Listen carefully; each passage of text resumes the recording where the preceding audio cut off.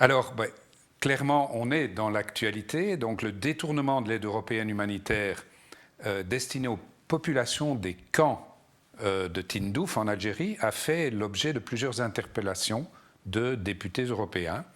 Une résolution du Parlement européen vient d'être déposée. Alors, vous êtes à l'origine des révélations du rapport de l'OLAF, l'Office européen de lutte antifraude, sur cette question en 2014. Que s'est-il passé en fait?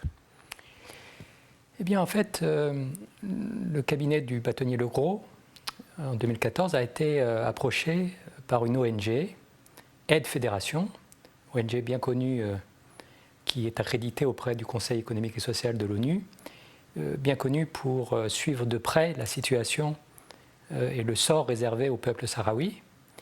Et il avait eu vent d'une enquête qui avait été menée par le fameux Office européen de lutte antifraude dans les camps, avec des rumeurs de plus en plus persistantes de fraude, de détournement de l'aide humanitaire importante qui est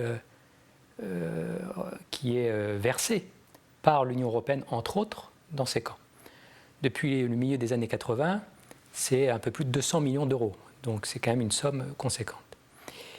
Et donc Aide Fédération nous a demandé de pouvoir avoir accès à cette enquête, au rapport final d'enquête de l'OLAF.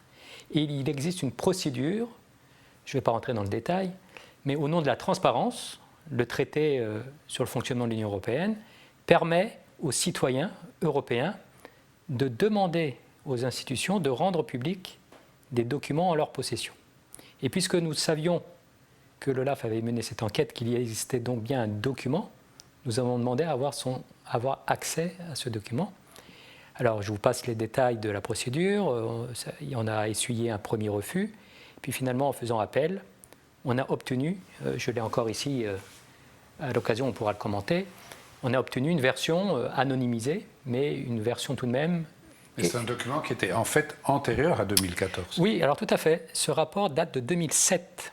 Donc vous voyez, ça remonte déjà dans le temps. Et il a fallu attendre. Il a été mis sous le tapis. Voilà, je pense que c'est l'expression qui convient.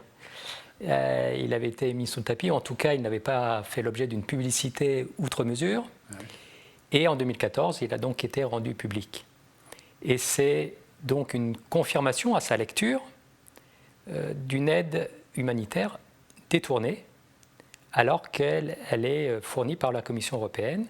Et donc, on y reviendra peut-être, l'OLAF a mis à jour un certain nombre de malversations.